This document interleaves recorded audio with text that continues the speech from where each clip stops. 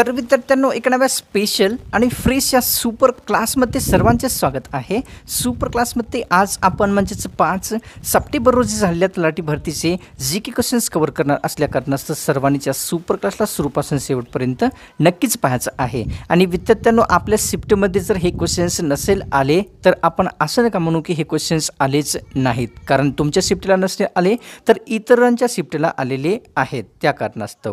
आणि या सुपर क्लासला सुनण्यापूर्वी एक लाईक व चॅनलला सबस्क्राईब लगेच करून घ्या। आणि मी आपल्या सर्वांसाठी अतिशय स्पेशल असलेले तलाठी भरतीचे ई बुक बनवलेले आहे, ज्यामध्ये आपल्याला 15,000 पेक्षा जास्त या ठिकाणी जीके क्वेश्चन्स मिळतील, जे की या ई बुकच्या बाहेरचा आपल्याला तलाठी भरतीमध्ये एकही जीके क्वेश्चन्स येणार नाही, 100% याची खात्री देतो। तर इच्छुक विद्यार्थ्यांनी त्या ई बुकला घेण्यासाठी या सुपर क्लासच्या डिस्क्रिप्शनमध्ये जायचं आहे, ई बुकचा लिंक आपल्याला दिलेला आहे। तर सुपर क्लासला सुरुवात करूया। सर्वात पहिला प्रश्न पाहूया। प्रश्न असा आहे, फू बाई फू हे पुस्तक किंवा आत्मचरित्र खालीलपैकी कोणत्या व्यक्तींचे आहे? कोणते? फू बाई फू हे आत्मचरित्र कोणाचे आहे? तर ऑप्शन क्रमांक 1 राहील विठ्ठल उमाप यांचे फू बाई फू हे आत्मचरित्र आहे। पुढचा प्रश्न पाहूया। पार आणि शिवार हे प्रसिद्ध पुस्तक कोणत्या व्यक्तींचे आहे? कोणते पुस्तक आहे विद्यार्थ्यांनो? पार आणि शिवार हे प्रसिद्ध पुस्तक कोणाचे आहे? तर या ठिकाणी ऑप्शन क्रमांक 1 राहील द ता भोसले यांचे पार आणि शिवार हे प्रसिद्ध पुस्तक आहे। पुढचा प्रश्न पाहूया। विनम्र या शब्दाचा समानार्थी शब्द आपल्याला ओळखायचा आहे विद्यार्थ्यांनो। कोणता शब्द? तर विनम्र या शब्दाचा समानार्थी शब्द। तर या ठिकाणी ऑप्शन क्रमांक 4 राहील, या ठिकाणी पाहून घ्या की विनम्र या शब्दाचे विनयशील, सुशील तसेच विनम्य हे सर्व समानार्थी शब्द आहेत। पुढचा प्रश्न पाहूया। 42व्या घटना दुरुस्तीनुसार कोणते शब्द राज्यघटनेमध्ये समाविष्ट करण्यात आलेले आहेत? आणि या घटनेलाच मिनी कॉन्स्टिट्यूशन किंवा मिनी राज्यघटना म्हटले जाते। तर शब्द कोणते आहेत विद्यार्थ्यांनो? ऑप्शन क्रमांक 4 राहील, या ठिकाणी पाहून घ्या। शब्द आहेत समाजवाद, अखंडता, धर्मनिरपेक्ष हे सर्व शब्द 42व्या घटना दुरुस्तीनुसार या ठिकाणी समाविष्ट झालेले आहेत। पुढचा प्रश्न पाहूया। कृष्णा नदीची उपनदी खालीलपैकी कोणती आहे? कोणत्या नदीची? तर कृष्णा या नदीची उपनदी विद्यार्थ्यांना आपल्याला सांगायचे आहे। तर या ठिकाणी ऑप्शन क्रमांक 4 राहील, पाहून घ्या की सर्वच म्हणजे अग्रणी, तरळी आणि वारणा हे सर्व कृष्णा नदीच्या उपनद्या आहेत। आणि विद्यार्थ्यांनो परीक्षेमध्ये यापेक्षा अलग पर्याय असू शकतात, त्या कारणास्तव लक्षात ठेवायचं आहे। या ठिकाणी अरे संसार संसार या प्रसिद्ध पुस्तकाचे लेखक खालीलपैकी कोण आहेत? पुस्तक आहे अरे संसार संसार, या पुस्तकाचे लेखक कोण आहेत? तर विद्यार्थ्यांनो आपल्यासमोर या ठिकाणी ऑप्शन क्रमांक 2 राहील, चंद्रकांत घोरजडे हे जे आहे अरे संसार संसार या प्रसिद्ध पुस्तकाचे लेखक व्यक्ती आहेत। पाहूया पुढचा प्रश्न। वि दा करंदीकर यांच्या कोणत्या पुस्तकाला ज्ञानपीठ पुरस्कार मिळालेला आहे? वि दा करंदीकर यांच्या कोणत्या पुस्तकाला ज्ञानपीठ पुरस्कार प्राप्त झालेला आहे? तर या ठिकाणी ऑप्शन क्रमांक 3 राहील, अष्टदर्शने या पुस्तकाला वि दा करंदीकर यांच्या ज्ञानपीठ पुरस्कार मिळालेला आहे। पुढचा प्रश्न पाहूया। रिपू या शब्दाचा समानार्थी शब्द आपल्याला सांगायचा आहे। शब्द आहे विद्यार्थ्यांनो रिपू या शब्दाचा समानार्थी शब्द। तर या ठिकाणी ऑप्शन क्रमांक 4 राहील, रिपू या शब्दाचा समानार्थी शब्द म्हणजेच अहंकार, क्रोध आणि राग हे सर्व काही शब्द आहेत ते रिपू शब्दाचे समानार्थी असलेले आहेत। पुढचा प्रश्न पाहूया। खालीलपैकी कोणत्या राज्यात महिला साक्षरतेचे प्रमाण 80% पेक्षा कमी आहे? कोणत्या राज्यामध्ये 80% कमी साक्षरतेचे महिलाचे प्रमाण आहे?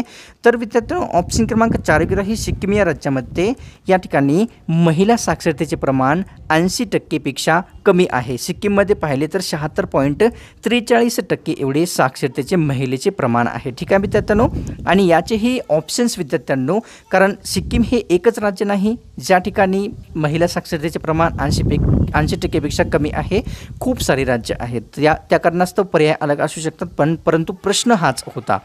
पुढचा प्रश्न पाहूया। भारतीय राज्यघटनेतील कलम 29 हे कशाशी संबंधित आहे? कलम कितवे?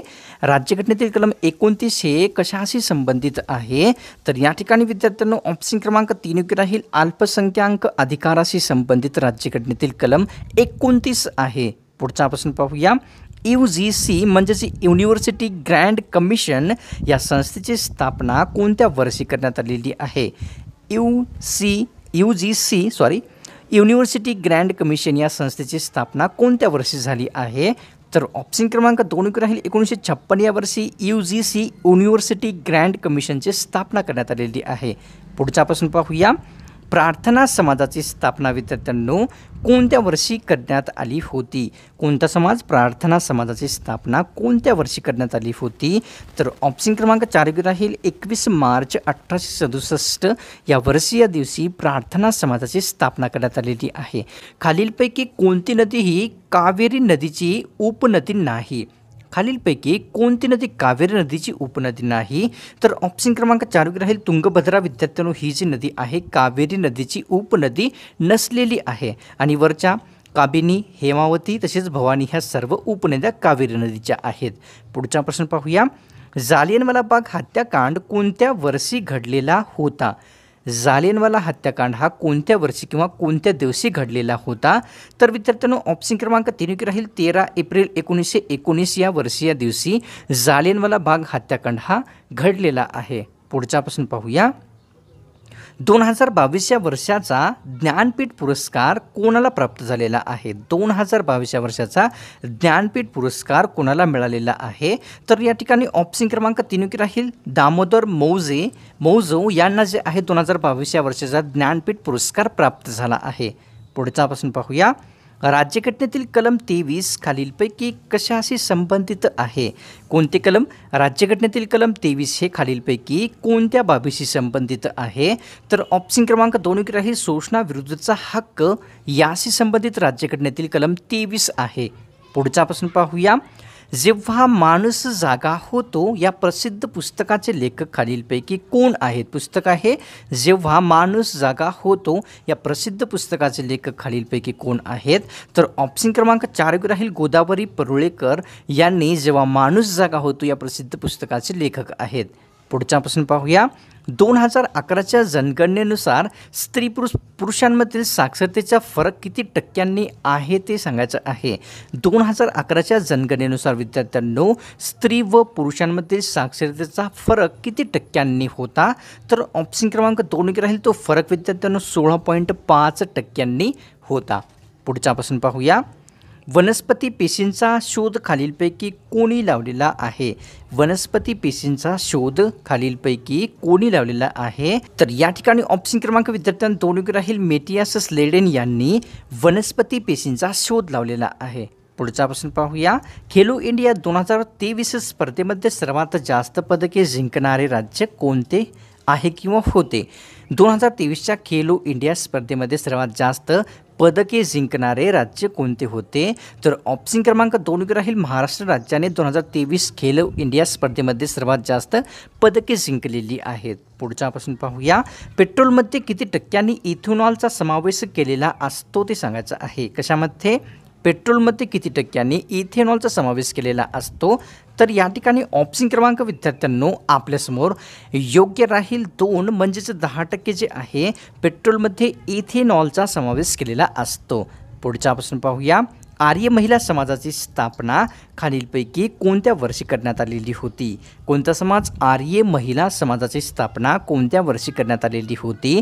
तर ऑप्शन क्रमांक 4 राहील 1 मे 1882 या वर्षी या दिवशी विद्यार्थ्यांनो आर्य महिला समाजाची स्थापना केली आहे. कोणी केलेली होती? तर आपल्यासमोर पंडिता रमाबाई यांनी केलेली आहे आर्य महिला समाजाची स्थापना.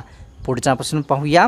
सत्यशोधक समाजाची स्थापना कोणत्या वर्षी कोणत्या दिवशी करण्यात आलेली होती? कोणत्या? तर सत्यशोधक समाजाची स्थापना कोणत्या वर्षी कोणत्या दिवशी झाली होती? तर ऑप्शन क्रमांक 3 राहील 24 सप्टेंबर 1873 या वर्षी या दिवशी सत्यशोधक समाजाची स्थापना झालेली होती. पुढचा प्रश्न पाहूया. राज्यघटनेतील भाग 2 खालीलपैकी कशाशी संबंधित आहे? राज्यघटनेतील भाग 2 खालीलपैकी कशाशी संबंधित आहे? तर या ठिकाणी ऑप्शन क्रमांक 3 राहील नागरिकत्वाशी संबंधित राज्यघटनेतील भाग 2 आहे. तर विद्यार्थ्यांनो अतिशय स्पेशल असलेले आपल्यासाठी जे तलाठी भरतीचे ईबुक बनवलेले आहे मी त्यांना सर्वांनीच घ्यायचं आहे. लिंक या व्हिडिओच्या सुपर क्लासच्या डिस्क्रिप्शनमध्ये त्या ईबुकचा आपल्या सर्वांसाठी दिलेला आहे. आणि व्हिडिओला सोडण्याच्या पूर्वी एक लाईक व चॅनलला सबस्क्राईब तर जरूर करून घ्यायचं आहे.